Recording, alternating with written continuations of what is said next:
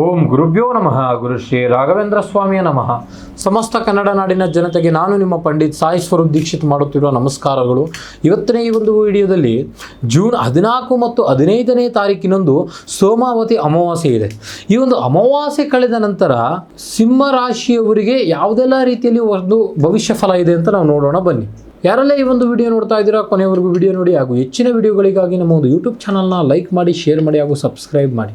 ಮೊದಲನೇದಾಗಿ ವೃತ್ತಿ ಮತ್ತು ಒಂದು ಉದ್ಯೋಗದ ವಿಚಾರದ ಬಗ್ಗೆ ನೋಡೋದಾಯ್ತು ಅಂತ ಹೇಳಿದ್ರೆ 10ನೇ ಮನೆಯಲ್ಲಿ ಗುರು ಇರೋದ್ರಿಂದ ದೊಡ್ಡ ಪ್ರಮಾಣದಲ್ಲಿ ಸಕಾರಾತ್ಮಕ ಬದಲಾವಣೆಗಳು ತಂದುಕೊಡುವಂಥದ್ದು, ಮೇಲಾಧಿಕಾರಿಗಳು ನಿಮ್ಮ ಒಂದು ಪರಿಶ್ರಮವನ್ನು ಮೆಚ್ಚಿಸಿ ಪ್ರಶಂಸೆ ನೀಡುವಂಥದ್ದು. ಯಾರೆಲ್ಲ ಒಂದು ಸರ್ಕಾರಿ ಉದ್ಯೋಗಿಗಳಿಗೆ ಪ್ರಯತ್ನಿಸುತ್ತಿದ್ದೀರಿ, ಈ ಅಮಾವಾಸ್ಯೆ ಕಳೆದ ನಂತರ ನಿಮಗೆ ಒಂದು ಶುಭ ಫಲ ಕೇಳುವಂಥ ಸಾಧ್ಯತೆಗಳು ಬಹಳ ಇದೆ. ಇನ್ನು ಆರ್ಥಿಕ ವಿಚಾರದ ಬಗ್ಗೆ ನಾವು ನೋಡೋದಾಯ್ತು ಅಂತ ಹೇಳಿದ್ರೆ ಆದಾಯದ ಒಂದು ದಾರಿ ಉತ್ತಮವಾಗಿದ್ದರೂ ಸಹ 7ನೇ ಮನೆಯಲ್ಲಿ ಶನಿ ಇರೋದ್ರಿಂದ ದಿಢೀರನಿಗೆ ಯಾವುದೇ ವಿಚಾರದಲ್ಲಿ ನಿರ್ಧಾರ ತೆಗೆದುಕೊಳ್ಳಲು ಹೋಗಬೇಡಿ. ಇನ್ನು ವ್ಯಾವಹಾರಿಕ ವಿಚಾರದ ಬಗ್ಗೆ ನಾವು ನೋಡೋದಾಯ್ತು ಅಂತ ಹೇಳಿದ್ರೆ ಈ ಅಮಾವಾಸ್ಯೆ ಕಳೆದ ನಂತರ ಒಂದು ಹೊಸ ಬಿಸ್ನೆಸ್ ಪ್ರಾರಂಭಿಸಲು ಸಮಯ ಸೂಕ್ತವಾಗಿದೆ. ಯಾವುದೇ ಒಂದು ನೀವು ಬಿಸ್ನೆಸ್ ಮಾಡಬೇಕು ಅಂತ ಯೋಚನೆ ಮಾಡ್ತಾ ಇದ್ರೆ ಒಬ್ಬಂಟಿಯಾಗಿ ನೀವು ಪ್ರಯತ್ನಿಸಿ. ಪಾರ್ಟ್ನರ್ಶಿಪ್ ಬಿಸ್ನೆಸ್ ನಿಮಗೆ ಆಗ ಬರುವಂಥದ್ದಿಲ್ಲ.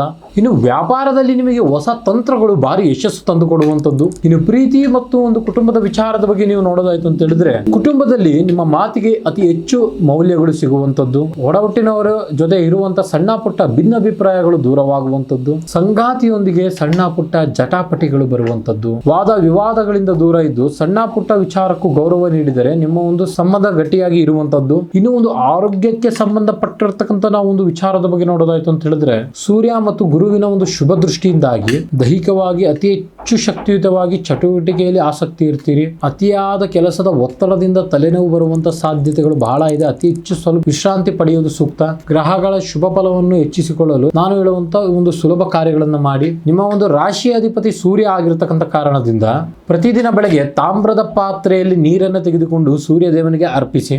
ಶನಿವಾರದಂದು ಹನುಮಾನ್ ಚಾಲೀಸ್ ಪಠಣೆ ಮಾಡೋದ್ರಿಂದ 7ನೇ ಮನೆಯಲ್ಲಿ ಇರತಕ್ಕಂಥ ಶನಿ ದಶೆಯ ಒಂದು ನಕಾರಾತ್ಮಕ ಬದಲಾವಣೆಗಳು ನಿಮಗೆ ಕಾಣ್ತೀರಿ. ದಿನಕ್ಕೆ ಕನಿಷ್ಠ ಬಾರಿ ಒಂದು 9 ಸತಿ ಗಾಯತ್ರಿ ಮಂತ್ರವನ್ನು ಪಠಿಸಿ. ಇದು ನಿಮ್ಮ ಒಂದು ಆತ್ಮವಿಶ್ವಾಸ ದುಪ್ಪಟ್ಟು ಮಾಡುವಂಥದ್ದು. ಈ ಅಮಾವಾಸ್ಯೆ ಕಳೆದ ನಂತರ ನಿಮ್ಮ ಒಂದು ಅದೃಷ್ಟ ಸಂಖ್ಯೆ 1, 5 ಹಾಗೂ 9. ಇದಾಗಿತ್ತು ಸಿಂಹರಾಶಿಯರ ಒಂದು ಸೋಮಾವತಿ ಅಮಾವಾಸ್ಯೆ ಕಳೆದ ನಂತರ ಇರುವಂತಹ ಒಂದು ಭವಿಷ್ಯ. ನಿಮ್ದು ಕೂಡ ಒಂದು ಸಿಂಹರಾಶಿ ಆಗಿದ್ದಲ್ಲಿ ಓಂ ಸೂರ್ಯನಾರಾಯಣ ಎಂದು ಕಮೆಂಟ್ ಬಾಕ್ಸ್ನಲ್ಲಿ ಕಮೆಂಟ್ ಮಾಡಿ ಹಾಗೂ ಹೆಚ್ಚಿನ ವಿಡಿಯೋಗಳಿಗಾಗಿ ಹಾಗೂ ನಿಮ್ಮ ಫ್ರೆಂಡ್ ಸರ್ಕಲ್ಗೆ ಈ ಒಂದು ವಿಡಿಯೋನ ಶೇರ್ ಮಾಡಿ. ಯಾರೆಲ್ಲ ನೀವು ಒಂದು ಸಮಸ್ಯೆಯಲ್ಲಿ ನರಳುತ್ತಾ ಇದ್ದೀರಿ, ಪ್ರೀತಿ ಪ್ರೇಮದಲ್ಲಿ ತೊಂದರೆ, ಗಂಡ ಹೆಂಡತಿ ಸಮಸ್ಯೆ, ಮನೆಯಲ್ಲಿ ಮಾನಸಿಕ ಒತ್ತಡ, ಆಸ್ತಿ ವಿಚಾರ, ಕೋರ್ಟ್ ಕೇಸ್, ಜಾಗ ಜಮೀನು ಹಾಗೂ ಇತ್ಯಾದಿ ಆರೋಗ್ಯ ಸಮಸ್ಯೆಗಳು ಯಾವುದೇ ಇರಲಿ ಕೆಳಗೆ ಕಾಣುತ್ತಿರುವ ನಂಬರ್ಗೆ ಸಂಪರ್ಕಿಸಿ. ಸಾಧ್ಯವಾದಲ್ಲಿ ನೇರವಾಗಿ ಬಂದು ಭೇಟಿ ಮಾಡಿ. ಧನ್ಯವಾದಗಳು.